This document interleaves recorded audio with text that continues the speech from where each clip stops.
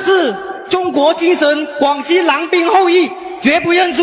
我说了。他是拳击擂台上的 KO 专家，也是令人闻风丧胆的重炮杀手。他的比赛只有终结，没有判定，不是他 KO 别人，就是别人 KO 他。重拳一出，不管你是日本拳王还是韩国冠军，通通都要跪倒在他的面前。放眼整个亚洲，与他同级别的选手，根本没有任何人是他的对手。他打法之所以如此凶悍，一方面是拳头够狠，而另一方面是他的体内流淌着纯正的广西狼兵后裔的血液。广西狼兵后裔绝不后退，也坚决不认输。好，观众朋友们，这场比赛是来自于中国的广西狼兵后裔打着来自于巴西的铁头哥维克托。很好辨认啊，我们注意看这个脑袋啊，已经是反光的人便是维克托。很多中国的拳迷粉丝啊，很喜欢叫他啊这个巴西版的武僧一龙。一方面是形象比较像，而另一方面是他这个身体这块啊，的确是够硬。以前曾经打过不少的泰拳以及最残忍的缠马拳赛啊，都是非常需要身体硬度的。啊，通俗点来说啊，就是扛揍啊，皮糙肉厚。好漂亮，正蹬。哇，重拳有些打晃了。好漂亮，三拳打晃，三拳爆头打倒了。现场的美女裁判开始了读秒。哎，这场比赛的裁判竟然是女裁判啊，我们才发现。很难得。好，注意看，蒙格东把比赛节奏拉得非常的快，已经有一点想要 KO 对方的想法了。曾经跟我们这个孙伟强打过，手被孙伟强给踢伤了。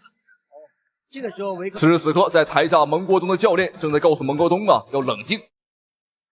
此时体内流淌着广西狼兵后裔血统的蒙国东啊，根本冷静不下来。因为维克多我看还有反击能力，是，而且在泰国他打缠马的，所以抗击打能力非常强。对，还有对头部的防守，包括整个节奏也是拉下。好漂亮，连续的补刀，疯狂的大力摆拳。哇，现场的女观众虽然说看不懂比赛，也很兴奋。巴西的铁头哥维克托现在是完全没有还手的余地，而且我们注意看他的鼻血已经流出来了，这在他的比赛当中呢是很少见的。会来的，会来的啊！非常的够了。哦，开始打腹部。蒙国东已经吹起了冲锋的号角，最后的冲锋。头部在腹部，哇，这种击打能力非常强，太强了。对，维克托的眼神虽然很愤怒，但是呢他无可奈何。是。哇，但是这个维克托身体硬度太强了，观众朋友们。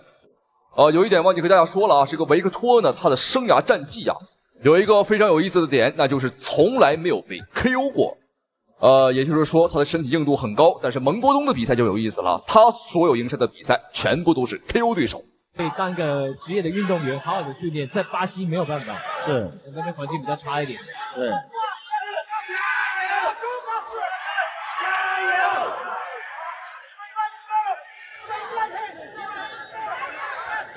然后蓝方的教练叫他一直待在擂台的中央，但是顶不住啊，因为蒙国东的这个攻击力太强了，而且这个蒙国东打得很冷静，是他一点不急，不慌不忙的找机会。广西狼兵后裔，观众朋友们真是百闻不如一见啊，的确是够猛。而且我们看蒙国东的拳啊是又快又准，不过今天的对手啊是维克托呀，这个家伙的确是够硬啊，很难去 KO 对手。这要是换做一个小日本或者说一个小棒子，估计早就被蒙国东啊 K 掉了啊。不过今天情况有点不太妙啊，情况有点不太对。好，第二回合比赛继续。而且运动员要注意啊，他们通常是带着护齿在讲的话的，所以要特别的清晰，是特别短简洁。看看经过这个1分钟的休息，维克托有没有缓过来，调整过来。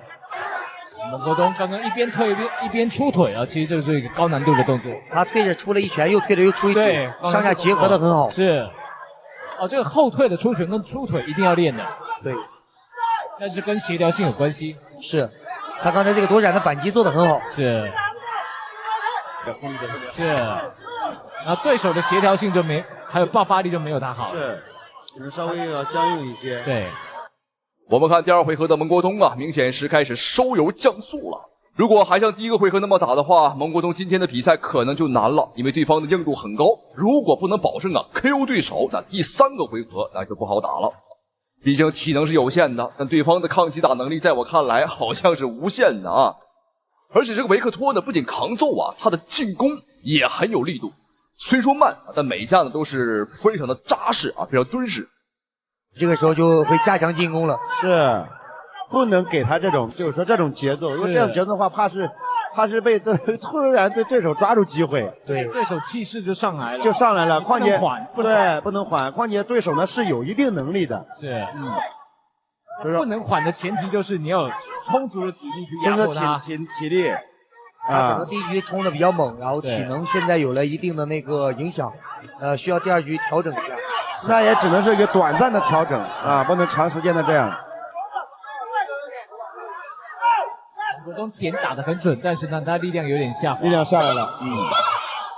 这个调整的过程就是一个擂台上的一个天赋，是一个经验。加强进攻了，加强他的力量有时候是看你有没有早熟，因为这个选手都很年轻有时候20几岁，头脑还没有那么的清楚。对。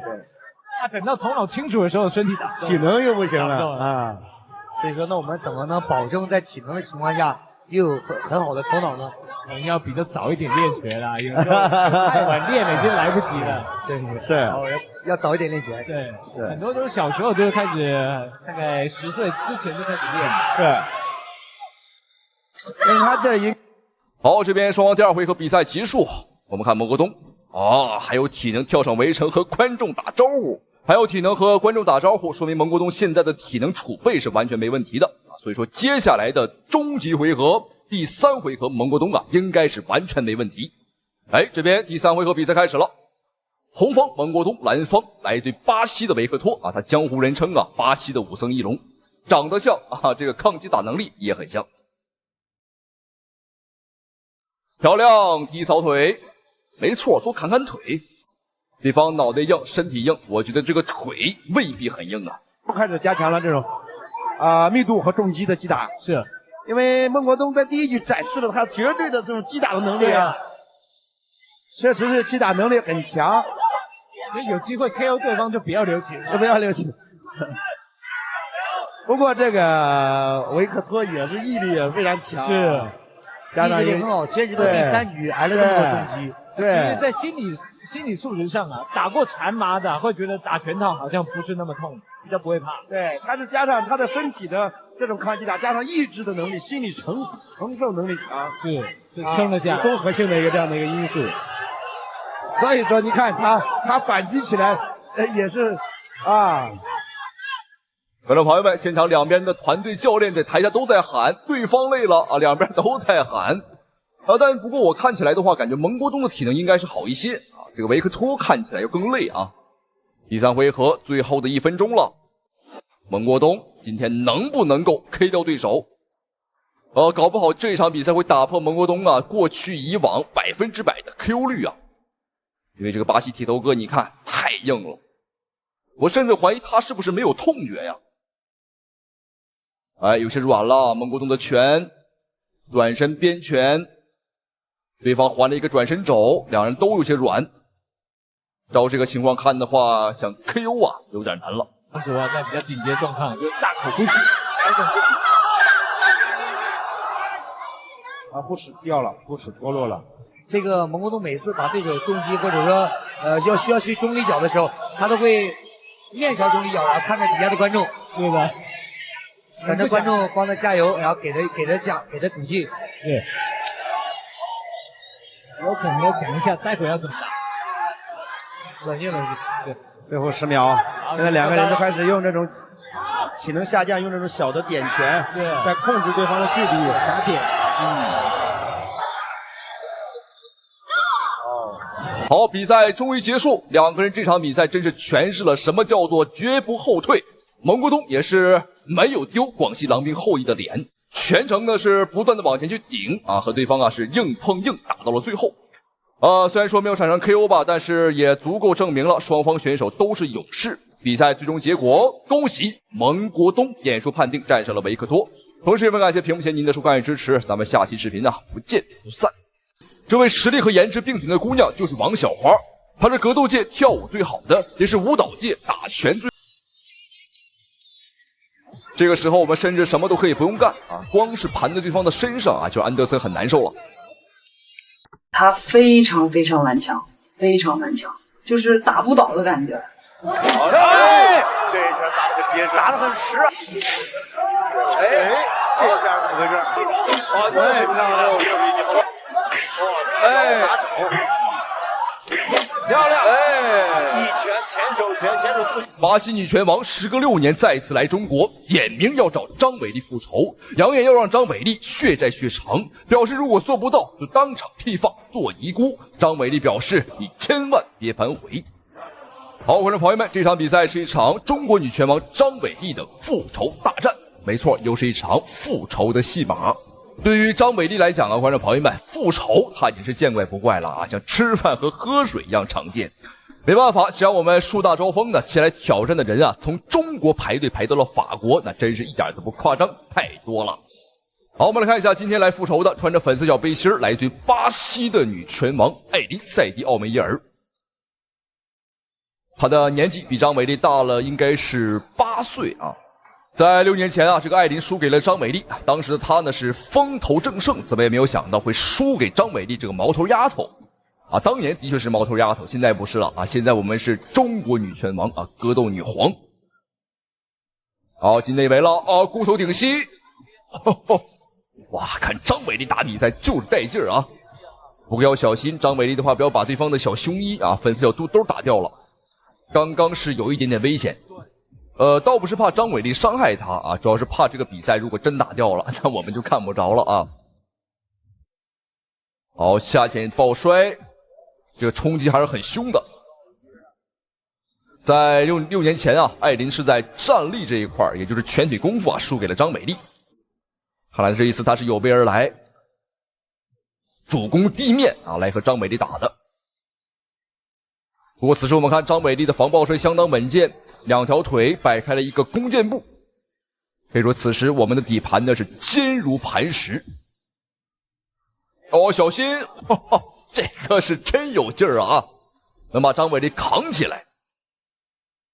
哦，不过你说他有劲儿吧，他可以把张伟丽举起来，但是你说他没劲儿吧，他又放不倒张伟丽，这是什么情况？双方互换顶膝，但很明显，张伟丽的膝法要比对方啊有劲儿多。这个艾琳万万没有想到啊，这6年苦练的地面本领，在张伟丽这里不好使啊，根本是拖不到地面。看来这6年啊，艾琳只关注自己的成长、自己的进步，却忘记关注张伟丽了。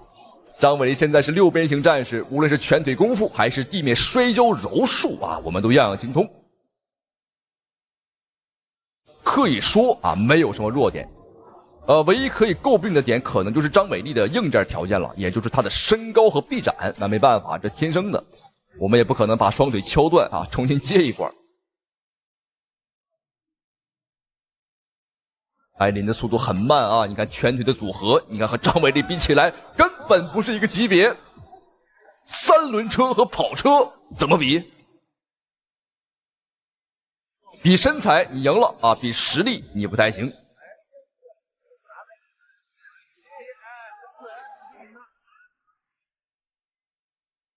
张伟丽这个膝啊，不仅是有顶那一下，还有往前这么怼那么一下啊，这是张伟丽和泰拳的一些教练啊习得一些本领。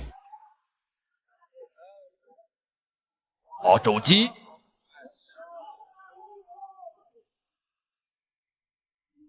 张伟丽的肘击很重啊，不过艾琳有一点，她的这个皮糙肉厚的点和6年前一样啊，还是很刚打。在6年前，她和张伟丽是打满了整场比赛啊，几乎是被打到面目全非了。总之很惨。我们看艾琳依旧是相当的执着。好，进地面了，难道她成功了吗？不过看情况，他的控制能力一般啊，根本按不住张伟丽。好，张伟丽从后背这个角度夹住对方的脑袋，以保持自己的平衡。又来了，他这么大的劲儿，打什么拳啊？我觉得去工地啊扛水泥、扛沙袋算了。实在不行啊，去搬点什么别的东西啊，搬冰箱了。别人搬一个冰箱，他可以搬2个冰箱。空有一身力气啊，但是技巧上有点欠缺啊。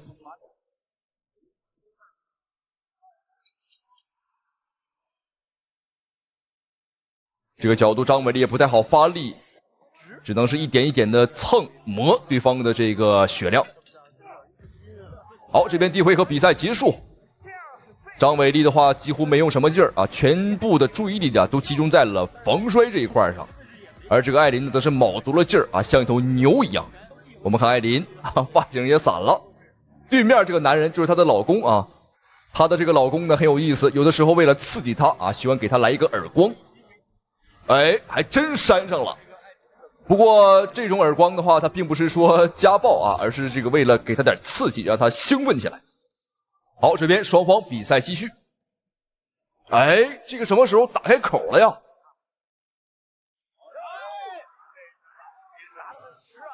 现在艾琳的整个形象啊，就是疯婆子的形象。既然对方这么惨，那我们就不去嘲笑他了。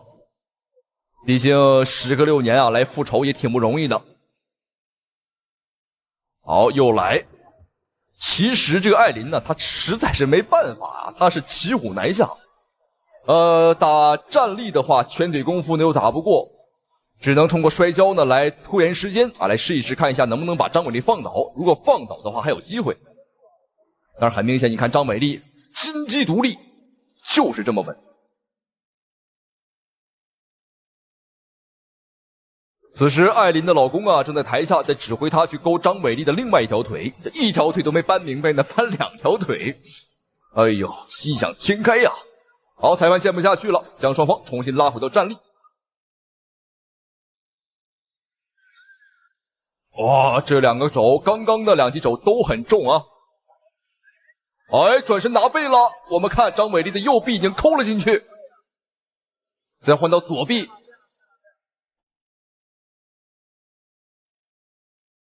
好，注意看，张伟丽的2条腿已经是把后脚跟啊卡到了对方的这个大腿内侧。无论对方怎么动，我们都能跟着对方去动。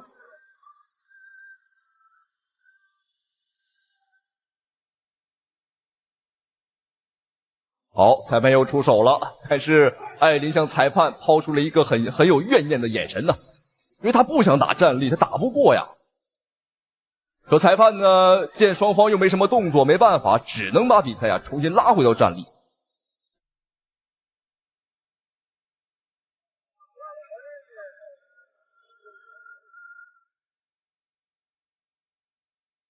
很明显啊，现在艾琳已经是累得不行了，因为前面的话，她把大部分的体能都用在了这个想把张伟丽拖到地面这件事上。哎，这个角度，观众朋友们，该截图的截图，该暂停的暂停。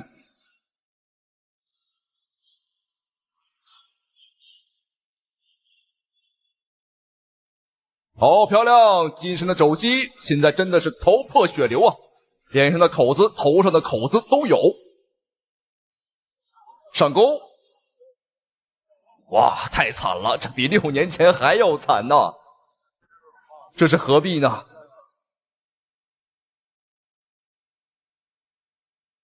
这一战打完，我估计这个艾琳呢，不服也得服了，毕竟她的年纪啊已经到这里了，她没有下一个6年了，这是她最后一次复仇的机会。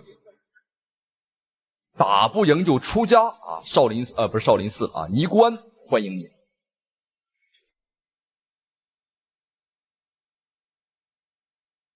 但是没办法呀，是他自找的，并不是我们张美丽欺负他。其实现在对方已经有些消极比赛了，这种单方面黏着我们的行为呢，它没什么意义啊。不过这艾琳的抗击打能力真的是相当可以了啊，怎么打都没有感觉啊。目前为止来看的话，一次都没有被读秒。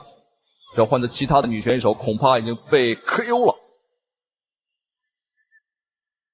哇，对方的这个发型啊，你看张伟丽现在整个发型还是完好无损，对方啊，像这个梅超风啊，相信梅超风大家应该是不陌生，这是金庸笔下的一个啊非常有感觉的人物了。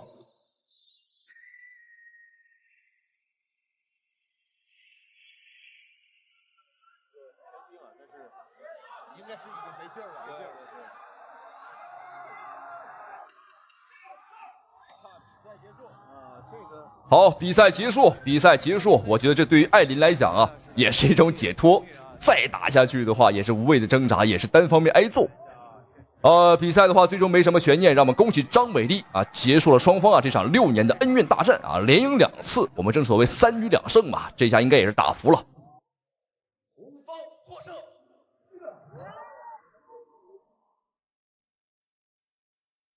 无耻的韩国选手在和我国选手奥尔格勒掰手腕时，在已经输的情况下还恶意打人，这一幕让无数中国观众感到愤怒。虽然说规则允许带下这么重的手，明显是故意而为之。在结束之后，奥尔格勒露出了不可置信的表情，但他始终压制着心中的怒火，没有当众发飙。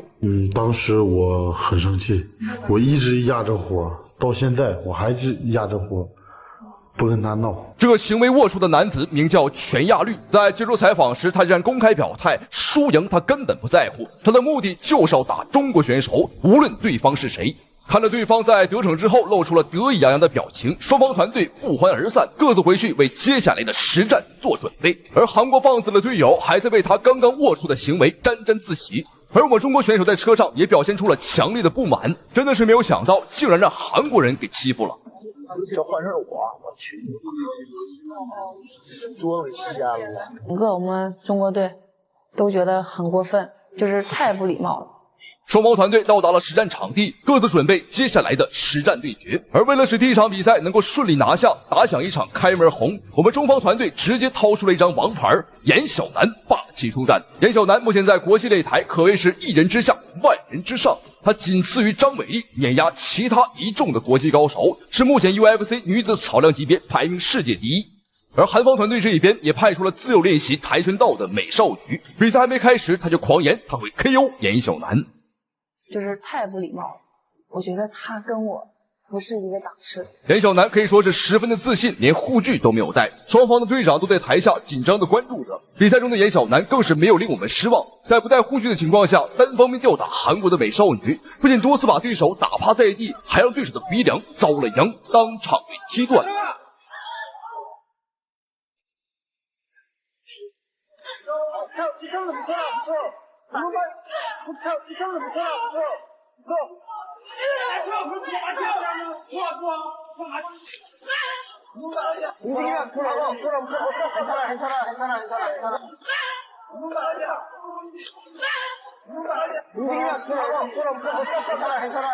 最终也只能以狼狈的场面收场，输掉比赛。这一下不仅让韩国团队颜面扫地，更是让韩国队长全亚律皱紧了眉头。不过赢得比赛的中国选手严小南赛后的发言却非常的谦虚，我也想帮助他慢慢提高，认真了，我认真教他了。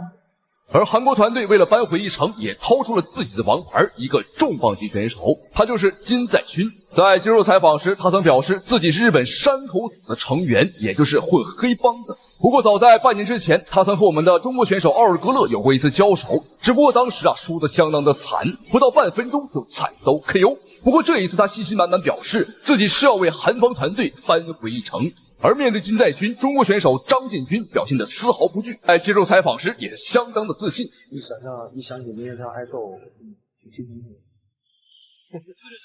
好，观众朋友们，这场重磅级的中韩较量已经开始了。很好辨认啊，红色短裤张建军，而黑色裤衩韩国的金在勋。这场比赛我们打金在勋的话是有着一个先天的优势，就是我们的中国团队队长奥尔格勒呀2次击败过他。所以说对于这个金在勋呢，他的打法跟风格都是很了解的，知道对方的弱点啊，他的命门在哪里。而且第一次交手的时候，奥尔格勒仅用了不到半分钟啊，把对手打得躺尸擂台。这边奥尔格勒已经开始在不断的喊了，告诉张建军该如何行动。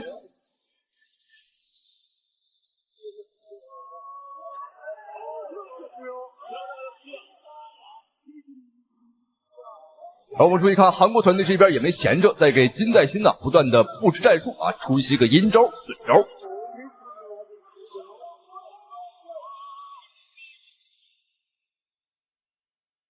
金身的肉搏，一个是满身肥肉，一个是浑身肌肉，谁更强，那暂时不会多说了。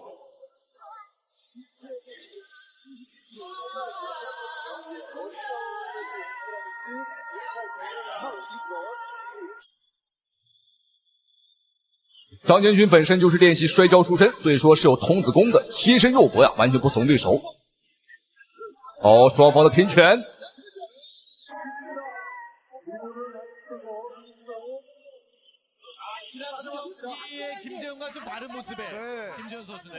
两次输给中国选手，让金在勋不仅面子挂不住，而且在韩国黑帮的帮派内部他的地位也越来越低，也遭受到了不少人的质疑。哎，严小南这边也在出招。在上场比赛我们也看到了严小南的实力，将这个韩国的美少女打的是鼻青脸肿那叫一个解气呀。好，进地面了，不过张建军形势不太好，他处于下位。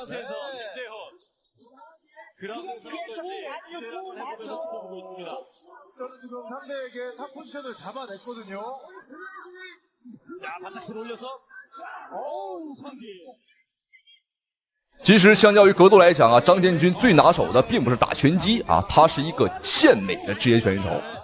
所以说我们看张建军的身材呢非常的不错肌肉块头非常的扎实。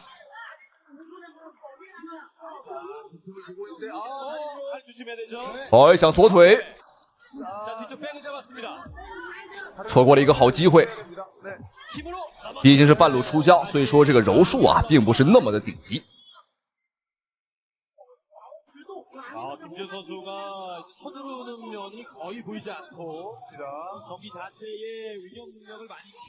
我们看处于下位的张建军在大口大口的喘着粗气，因为属于上位的这个金在勋他太肥了，他甚至不需要出拳，只是压在我们的身上就让人有点受不了了。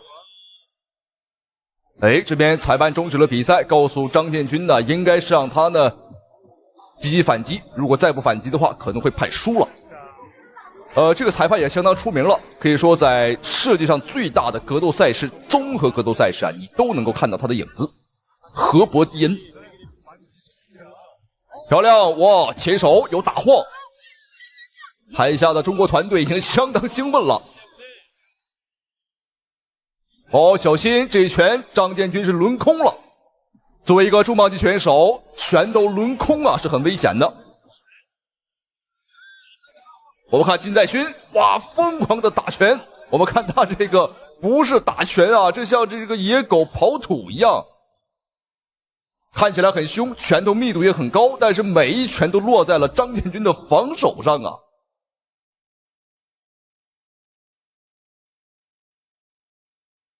打了，但是又相当于没打。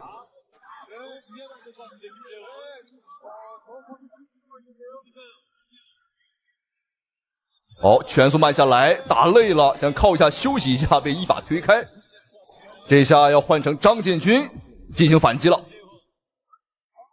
作为一个重磅级选手刚刚一连串的输出，体能下滑是非常巨大的。也就是说，现在这个韩国选手金在勋他没劲儿了。转勾前摆，连续的输出。好漂亮，有些晃了。两边团队都很兴奋，这才是拳法，全方位的立体打击，有击斧，有爆头，有左有右。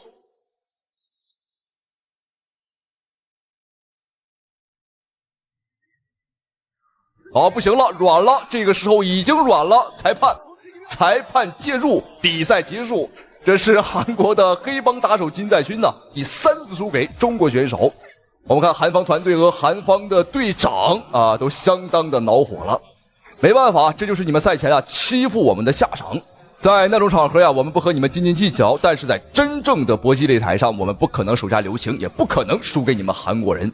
好，让我们恭喜张建军赢得了比赛的胜利，也恭喜我们中方团队这简直就是吊打呀！再次恭喜，咱们下期视频再见。